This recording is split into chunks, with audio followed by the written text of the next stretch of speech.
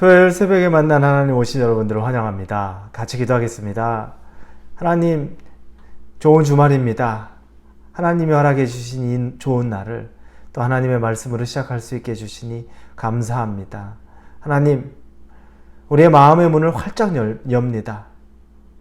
어떠한 상황에 있든지 간에 하나님의 은혜를 먼저 묵상하고 감사를 우리 입술에 담습니다. 그러다 보면 닫혀 있었던 또 우울해 있는 또 낙심이 있고 아파 있는 우리의 몸과 마음이 하나님 안에서 다시 회복이 있을 줄로 믿습니다. 믿음이 있어야만 하나님을 기쁘게 할 수 있다고 말씀하셨습니다. 그 믿음이 하나님은 살아계시고 지금도 나와 함께 계시다는 그 믿음이 되게 하여 주옵소서. 하늘에 계신다고 생각하고 나와 동행하는 하나님을 느끼지 못하는 삶이 아니라 내 호흡 가운데 또 내 삶의 순간순간마다 나와 동행하는 하나님을 만나기 원합니다. 예수님의 이름으로 기도합니다. 아멘. 오늘 우리에게 주시는 말씀은 로마서입니다. 로마서 1장 16절 17절의 말씀입니다. 로마서 1장 16절 17절입니다. 찾으셨으면 우리 로마서 1장 16절부터 같이 읽겠습니다. 내가 복음을 부끄러워하지 않으니 이 복음은 모든 믿는 자에게 구원을 주시는 하나님의 능력이 됨이라. 먼저는 유대인에게요 그리고 헬라인에게로다.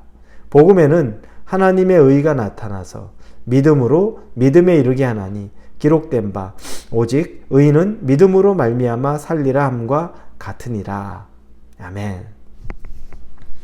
오늘 보고 읽은 우리 로마서 16장 17장은 1장 16절 17절은 로마서에서 가장 정수와 같은 그 복음의 선언문이라고 말하는 로마서의 주제, 우리가 그렇게 볼 수 있습니다. 로마서의 주제라고도 볼 수 있는, 그래서 다시 한번 여러분들이 말씀을 보면 복음을 부끄러워하지 않는데 이 복음은 모든 믿는 자에게 구원을 주시는 하나님의 능력이라 라고 하면서 의인은 믿음으로 말미암아 의로 이르게 된다라는 이야기를 합니다. 우리가 아주 익숙하게 아는 말씀인데 익숙한 이유는 결국에 너무너무나 중요한 말씀이라는 거죠. 자, 그런데 이 16절에 보니까 바울이 선언한 것 중에 내가 복음을 부끄러워하지 아니하노니라고 말합니다. 이 뉘앙스를 보면 복음을 부끄러워하는 그 누군가가 있을 수 있다는 전제가 생각이 납니다.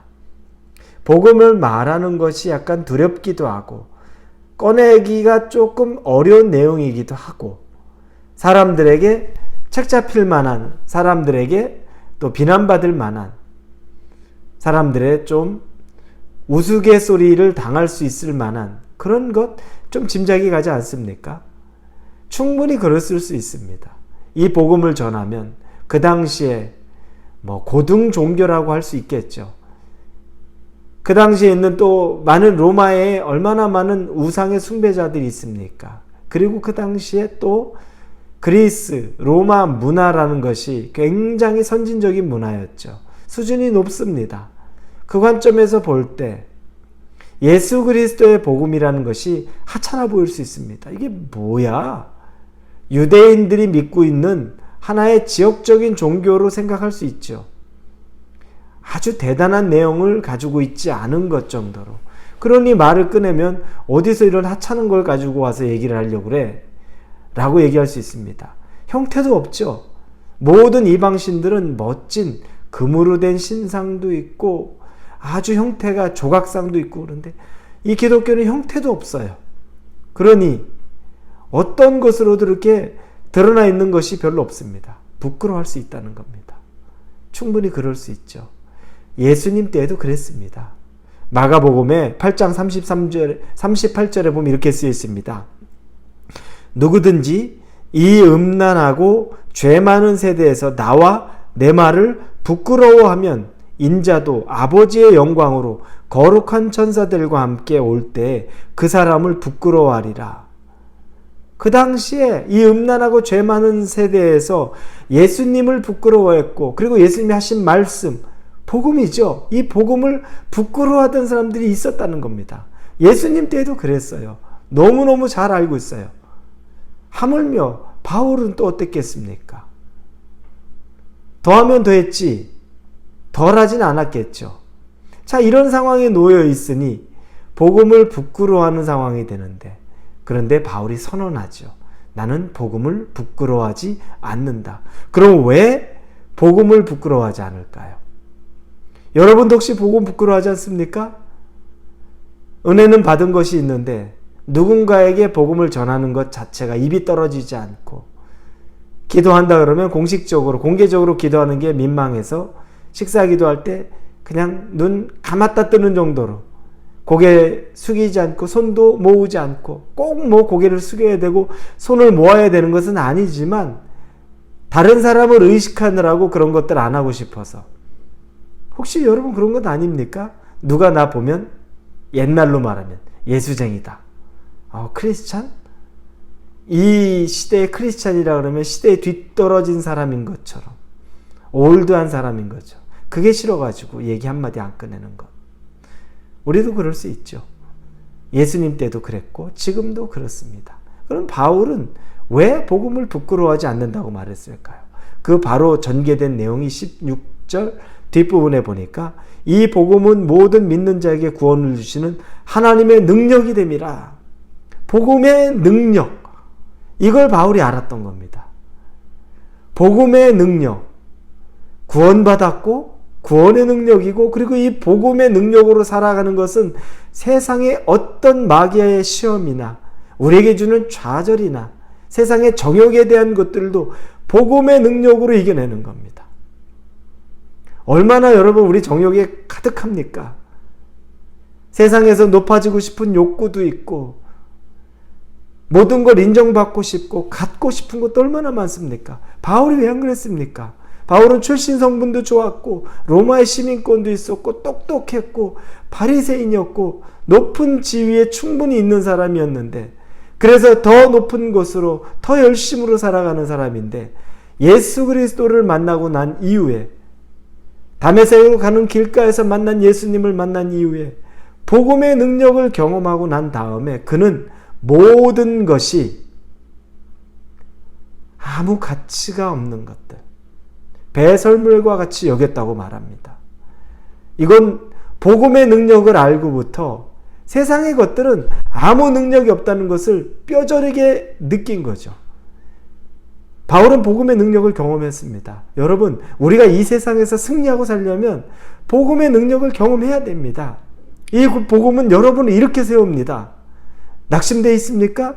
여러분을 일으킬 유일한 능력은 이 복음밖에 없습니다. 예수님만이 여러분을 이렇게 세울 수 있습니다. 여러분이 세상에 이 죄에 씨름하는 것 어떻게 이겨내겠습니까? 죄 안 져야지, 죄 안 져야지. 그렇게 죄를 이깁니까? 반드시 죄를 짓죠. 어느 순간 내가 죄의 자리에 가운데 나도 모르게 가 있는 나를 발견합니다. 어떻게 이기겠습니까? 예수님밖에 없습니다. 복음의 능력밖에는 이 죄 가운데 내가 설 수 있는 것이 없습니다. 이걸 알았던 겁니다. 그래서 복음을 부끄러워하는 것이 아니라 오히려 이것들을 전해야만 사는 거죠. 이 능력대로 살아야만 살 수 있다는 것을 말하는 것. 왜냐하면 이 복음은 하나님의 능력이라는 것을 몸소 깨달았기 때문입니다. 우리 입이 닫혀 있는 것은 아직 내가 복음의 능력을 모르는 것뿐입니다. 내가 복음의 능력을 안다면 내 입술의 문이 열릴 것이고, 그리고 내가 사람들에게 이 능력을 전하고 싶은 마음이 충만해질 것입니다. 여러분에게 도전합니다. 그리고 여러분이 먼저 그 복음의 능력 경험했다면, 그런데 입이 떨어지지 않는다면 예수님의 마가복음의 말씀, 두려운 말씀 기억하십시오. 네가 나와 내 말씀을 부끄러워하면 나도 나중에 너희를 부끄러워하리라. 모른 척하리라. 라고 말씀하셨습니다. 여러분에게 복음의 능력이, 회복이 필요한 분은 회복되고, 아직 이 능력을 모른다면 사모할 수 있기를 바랍니다. 자, 그리고 나서 17절에 보니까 복음 안에는 복음의 능력이라고 그랬는데 왜 능력이 있을까라고 보니까, 복음에는 하나님의 의가 나타나서 믿음으로 믿음에 이르게 하나니 기록된 바, 오직 의는 믿음으로 말미암아 살리라 함과 같으니라. 복음은 하나님의 의가 나타났다고 합니다. 하나님의 의, 하나님의 의로움, righteousness. 우리로 말하면 인간의 의로움 정도는 어떻습니까? 조금 더 도덕적이고, 조금 더 착하고, 조금 더 반듯하고, 우린 이 정도죠. 하나님의 의로움은 어느 정도일까요? 그분이 조금 더 우리보다 반듯하고, 그분이 우리보다 조금 더 정직하고, 그 정도일까요? 하나님의 의로움은 죄인된 우리들을 용납하고 우리에게 구원을 그냥 거저줄 수 있는 것. 여러분, 그 정도의 의의가 하나님의 의의입니다. 하나님의 의로움이라는 것은 우리 그냥 죽어도 상관없습니다. 하나님이 죄인이기 때문에 직결 심판해도 아무 문제가 안 됩니다. 죽을 수밖에 없습니다. 그런데 하나님의 의의가 이 죄인을 용서하고 구원을 줬는데 그게 나의 의로 받은 것이 아니라 내 정말 다른 사람보다 조금 더 도덕적인 것으로 내가 구원받은 것이 아니라 오직 하나님의 의로움, 하나님의 신실하심으로 우리에게 구원이 임하고 용서가 임하고 사랑이 임했다는 그 의의를 여러분, 이 의의가 얼마나 높은 의의입니까? 이걸 말하는 겁니다. 그래서 하나님의 의의, 복음에는 이 하나님의 의의가, 그래서 의의는 믿음으로 말미암아 산다는 것이 내 의의가 아니라 하나님을 믿는 믿음, 하나님의 의로움을 믿는 믿음 안에서 사는 것, 이게 복음 안에 들어가 있다는 겁니다. 그래서 우리가 온전한 믿음에 있는 사람은 절대 내 공로를 내세울 수가 없습니다.